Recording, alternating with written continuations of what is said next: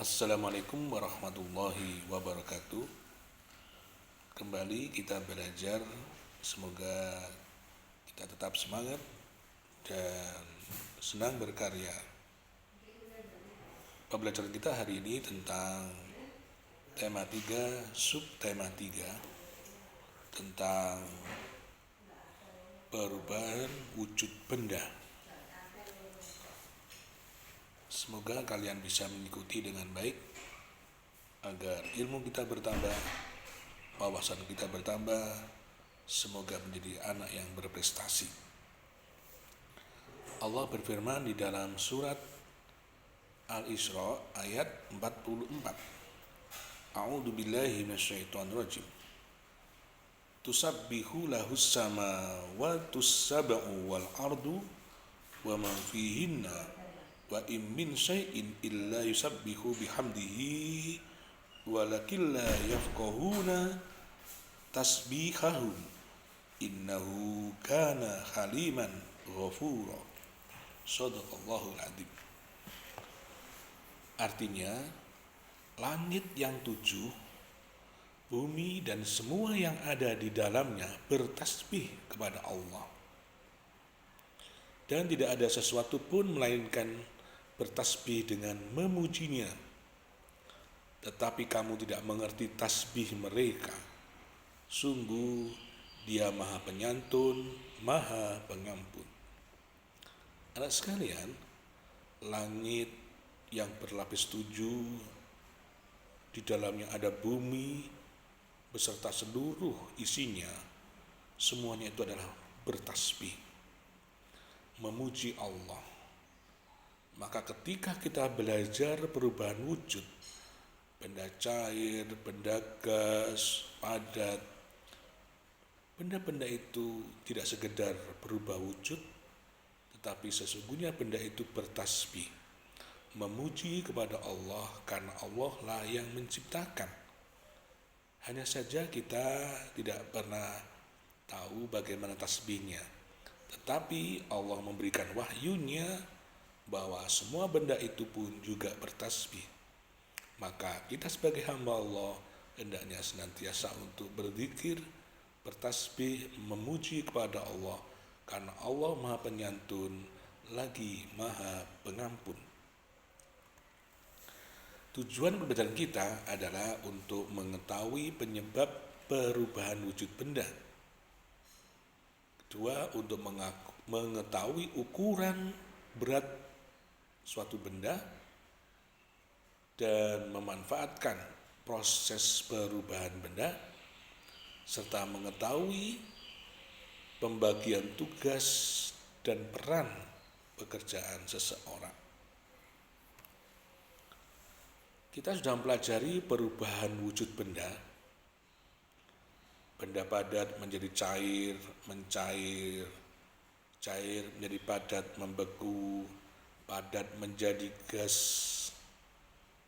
adalah menyublim, gas menjadi padat, mengkristal, cair menjadi gas adalah menguap, gas menjadi cair adalah mengembun.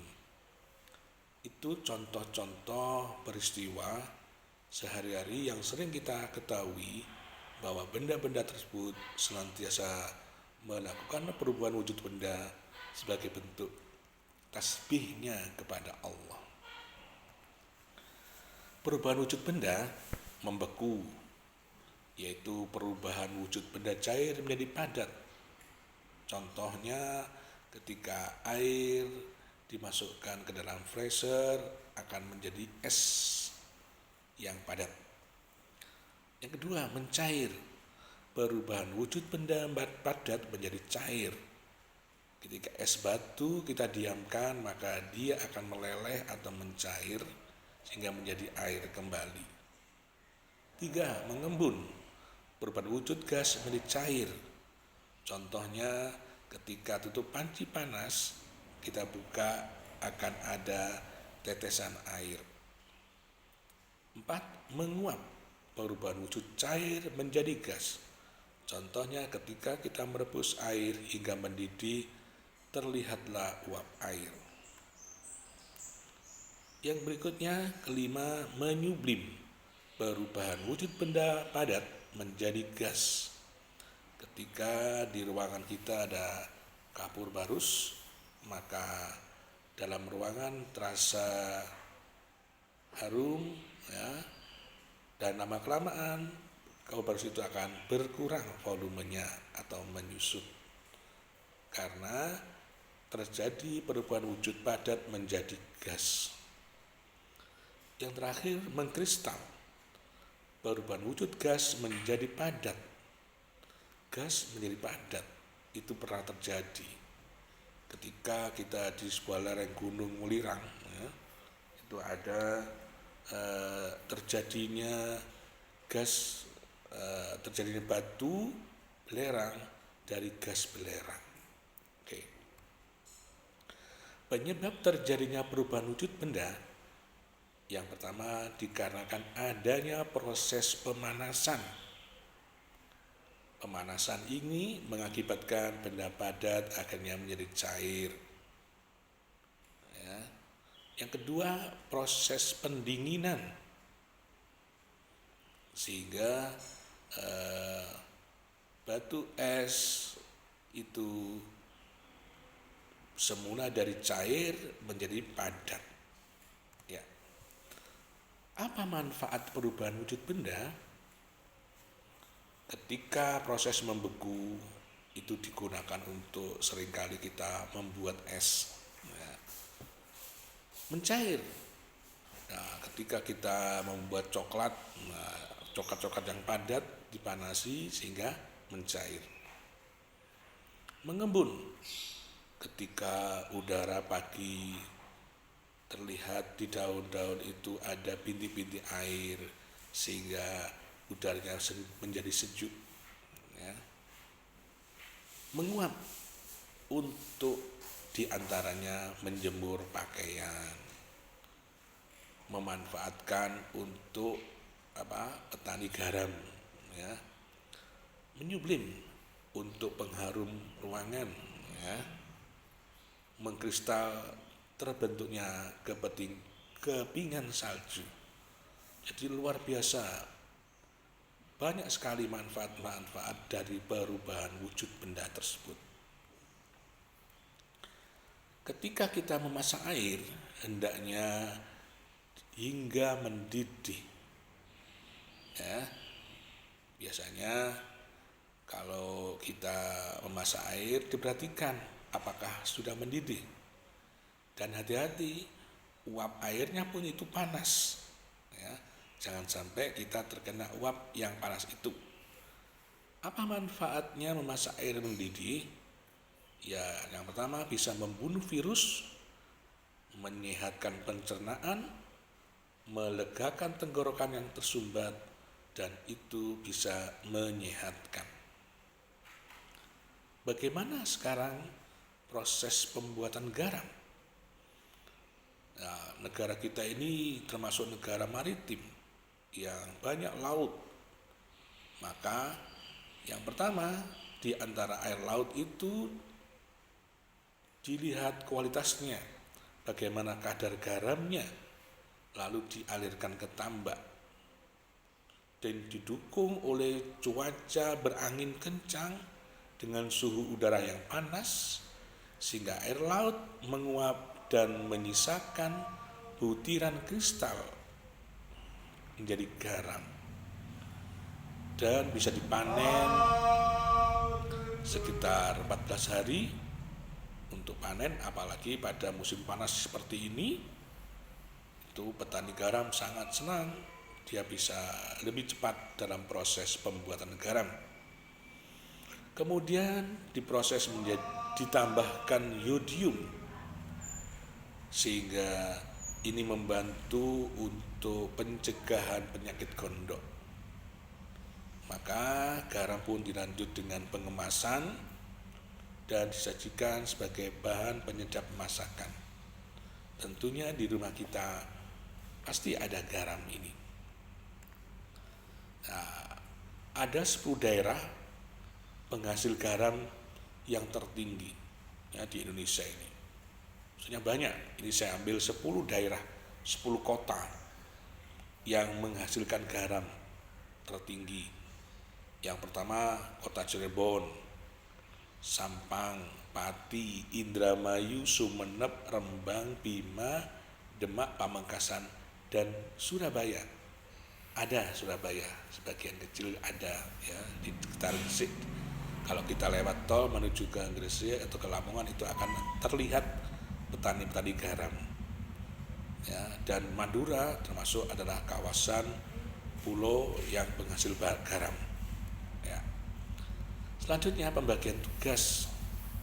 Ya, ketika kita melihat petani garam melakukan pekerjaannya, profesinya, ada pembagian tugas. Nah, apa? Melatih disiplin, ya, dan tanggung jawab, kemandirian, kerjasama, meringankan pekerjaan, menambah kekompakan, meringankan beban pekerjaan. Tugas siswa sebagai warga sekolah punya tugas belajar dengan sungguh-sungguh, mentaati peraturan, melaksanakan tugas yang diberikan, menjaga kebersihan lingkungan, menjaga keamanan, menguatkan persaudaraan dan persatuan. Ya, sesuai dengan sila Pancasila. Setelah itu kita belajar tentang melaksanakan peran dan tugas. Misalnya profesi dokter, itu bertugas membantu kesehatan. Siapa yang punya cita-cita sebagai dokter, ayo belajar sungguh-sungguh. Semoga cita-citanya terwujudkan, bisa membantu kesehatan pada masyarakat. Profesi pengusaha, ya bertugas dalam bidang bisnis atau perdagangan. Ya, profesi pengacara bertugas memberikan bantuan hukum secara adil. Ya, terus profesi guru bertugas mendidik dan mengajarkan ilmu.